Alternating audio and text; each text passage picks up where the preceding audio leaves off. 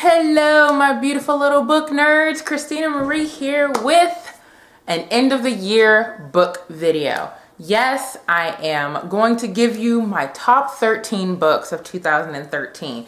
I'm actually going to be releasing this book video as a blog post. I'm going to write out stuff and it's going to be part of what I have developed called the Lulo Awards, Luscious and Lovely. That's what my website is.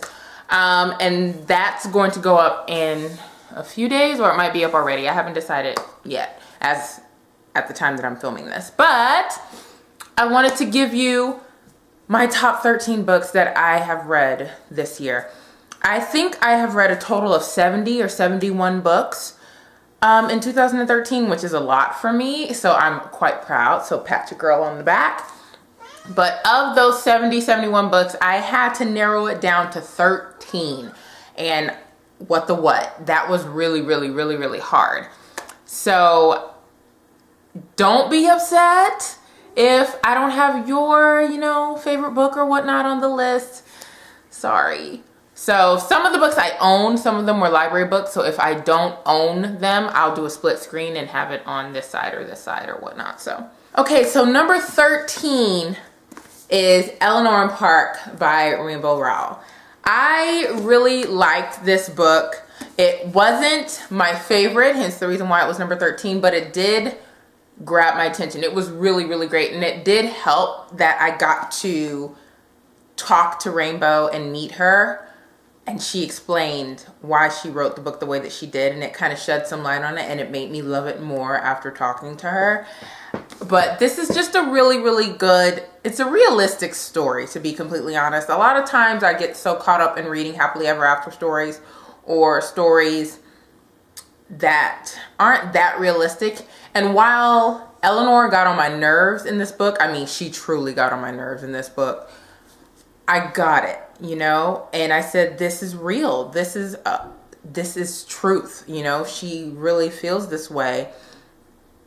And it's not a gimmick, So I just really enjoyed this book, even though it frustrated me. And I think that was kind of the purpose a little bit, because I'm nothing like Eleanor at all, personality-wise. So, number 12 is The Darkest Minds by Alexandra Bracken. This was just a really fun read. I really enjoyed the concept and the premise.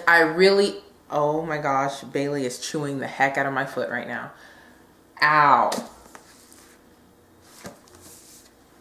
Anyway, I really enjoy Ruby, and I just enjoy her coming into herself and learning a little bit more about who she is as a girl. And as a girl with these weird powers that, the different powers. I like the oranges, the blues, the greens. I think that's really cool. The reds, just learning what each of them represent. I have not read Never Fades yet. That is going to be my 2014 read, or one of them. But this was just a really good book, and I'm really excited to see what's going to happen with Ruby. Number 11, I don't own. It's called Under the Never Sky by Veronica Rossi. It's the first book in the Under the Never Sky series. It is honestly one of my all-time favorite books. It's a book that actually redeemed itself. It's a redemption book within the same book. Like, it's crazy. And the reason why I say it's a redemption book is for the first 150 pages, this book is ridiculously boring and slow, and I'm so confused. But then people kept telling me, keep reading, it's amazing. And I kept reading, and by page 151 I was in love. Like, I could not believe what kind of story it turned into. And Aria and Perry are just superb together, and then the supporting characters are really great. It was just a really interesting story. I have read the second book, and that's on this list too. And the third book comes out next year. But it's a great start to an amazing series. So Under the Never Sky is definitely one of the best books I've read this year. Number 10 is the first book in the Vampire Academy series by Rochelle Mead. This is the only book that I've read in the Vampire Academy series. I haven't had time to really get into the rest of them, but that's what I'm going to do in 2014. But this book is an excellent start to a great series, and I hear that the second series, the Bloodline series, is even better, so I can't wait to get that.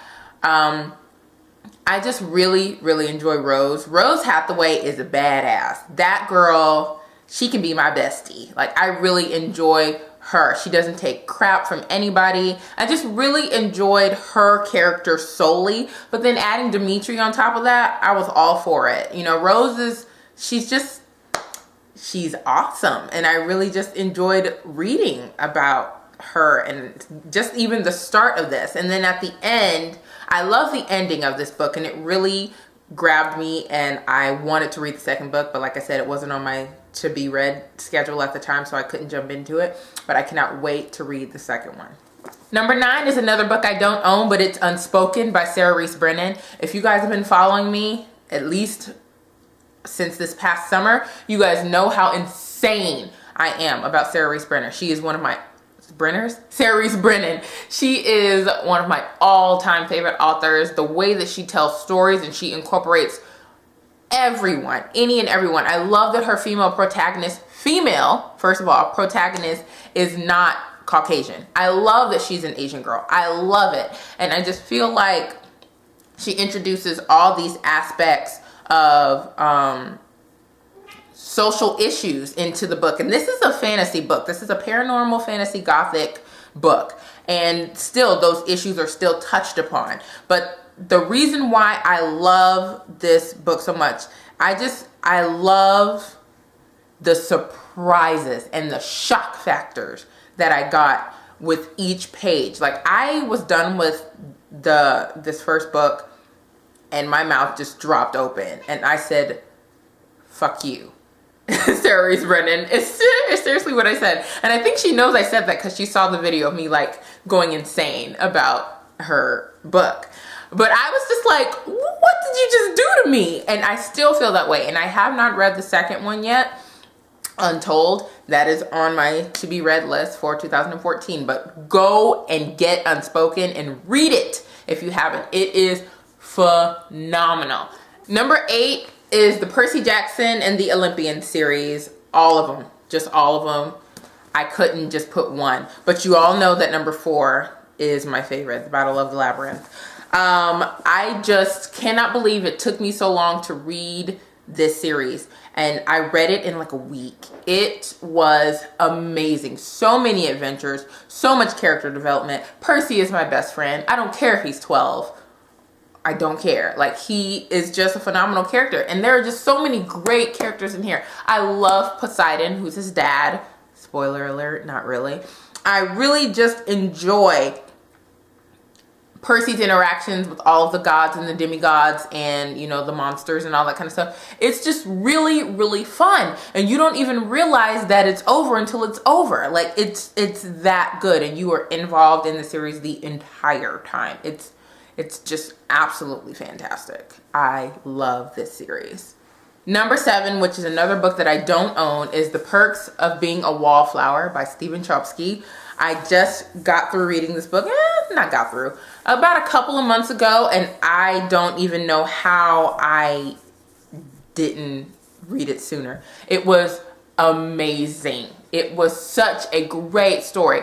Kind of like, you know, it just took me on this journey of what it's like to be a little wimpy kid in high school. Really, to be completely honest. Charlie is adorable and I love him, but he was a little bit of a, you know, he was not a brawny dude. And I love that about him. And I just loved how we learn about his life and what he went through. And by the end of the book, the big shock that's at the end that kind of came from left field, but it didn't really, because the entire book, you had been kind of getting clues about what had happened to him. And by the end of the book, I was like, oh my gosh. And then I said, how did I miss that? But it was just amazing. And it's like this thick. So you'll get through it rather quickly and wish you could keep going. Number 6, Unwind by Neil Shusterman. This book scarred me for life. Like, I couldn't even begin to tell you how good this book is, how creepy this book is, how genius this book is. And I reached out to Neil Shusterman and I told this man, you are a freak. You are disturbed in the head. If there was ever a murder and your name was associated with it as the primary suspect, I would believe you did it, because you are that touched in the head. Like, you are crazy. You are so good. You're brilliant. And he wrote back to me, all he said was, ha ha ha ha ha ha ha ha. Like, I can imagine him doing it very, very sinisterly. Like, yeah. This book is so disturbing. It is so disgusting. And it is so just wrong. And as you're reading it, you just have this look of disgust and disdain on your face. Like, who can think of a concept so brilliantly morbid? But it's so good. It is so good. And so number 6, Unwind by Neil Shusterman. Phenomenal book. Absolutely spot on phenomenal. Number 5 is Through the Evernight by Veronica Rossi. This is the second book in the Under the Never Sky series. This is just a continuation of Perry and Arya's journey to find the Still Blue after all the stuff that happens in book 1. I can't really talk about this book because it'll be spoilers for book 1 that I previously mentioned. So it's on the list. It's great. Just know that the series just gets better and better and better. Number 4 is Prodigy by Marie Lu. I just got through finishing this book about a few days ago, and it was great. I love this. I have not started Champion yet, which is why you will find it nowhere on this list. Champion is on my 2014 reading list, but this book was great. Legend is nowhere on this list because Legend wasn't as great as Prodigy. Granted, Legend got better after maybe 100 pages or so, but Prodigy was good from page 1. This story, I love Day and June, and I don't necessarily like them together, but I love them separately. Like, I get to know them separately, which is why I think Marie Lu was brilliant for having 2 POVs, and she's able to do them so well. And I just really, really love learning about each character. I can feel the emotions that they're feeling with each decision that they make. And I love her brilliant take on the government. Marie Lu is very, very good at painting a picture of what it's like to be on the inside and on the outside, of what corruption looks like, of what betrayal looks like, of what remorse looks like, of what regret, just all these emotions and all these things. She's just so good at painting that picture. And I had a fantastic time reading this book. And I will get to Champion probably at the top of 2014 after Mockingjay. So sue me, I haven't read either one yet. Number 3, The Fault in Our Stars by John Green. I read this book, I think in April of this year, and I walked away in tears. People have been talking about this book forever, and there's so much hype around this book, and it's earned hype. John Green earned every accolade that has ever been bestowed upon him. Every good thing that's ever been said about him, he has earned it. This is a story worth reading. I don't care if you've heard about it too much. I don't care if the movie doesn't look interesting to you. This is a fantastic read. I have friends who have cancer, and I have friends who have felt the way that Hazel and Gus feel. Even though Hazel and Gus aren't my favorite characters, Isaac is my favorite character in this book. And I have a friend who reminds me of Isaac, which is why Isaac is my favorite character. But this book, I am a healthy person. I'm a very healthy person. But in the moment of reading this book, I was sick. I was sick. I was in Hazel's shoes. I was in Gus's shoes. I was in Isaac's shoes. And I felt every emotion that these characters were feeling. John Green paints a picture that is so brilliant and so full of life and so full of color that you cannot walk away from anything that he's written unchanged. You cannot walk away the same person that you were before you started reading it. So The Fault in Our Stars is definitely a book that I recommend reading in 2014 if you haven't read it yet. Number 2 on my list, The Coldest Girl in Coldtown by Holly Black. I did not expect to love this book as much as I did. This book was a surprise to me.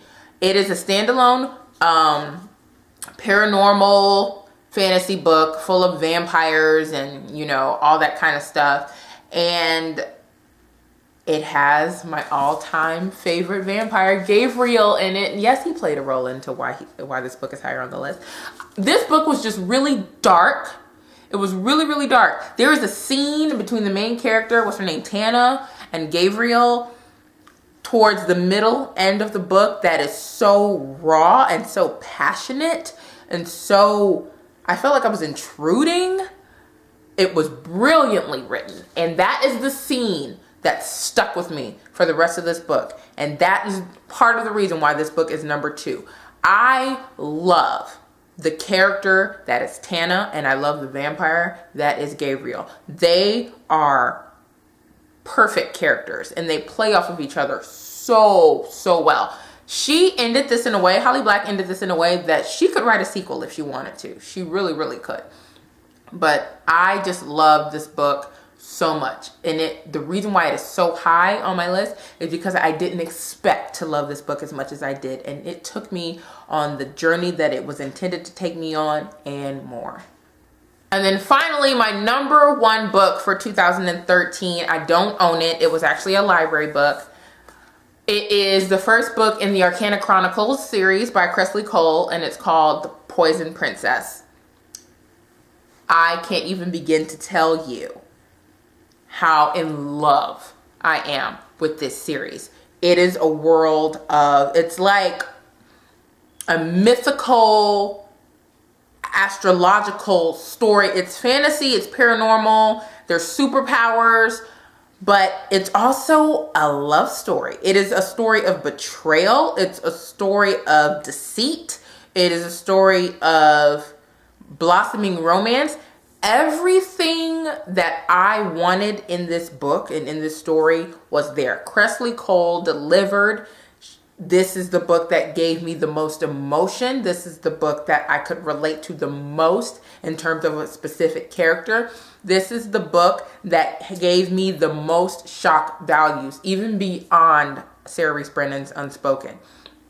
Poison Princess shocked me in so many different ways in the same book. The second book, Endless Night, was just as phenomenal. The reason why that's not on the list is because Poison Princess is the cream of the crop for me right now. But oh yes, Poison Princess, it was so amazing. And I just immediately ran to the library and got the second book. The third book isn't out yet, so I can't immediately run anywhere and get it. But Poison Princess, without a doubt, hands down for me, is my book of choice for 2013. It is my biggest recommendation, and it's because nobody really talked about this book this year.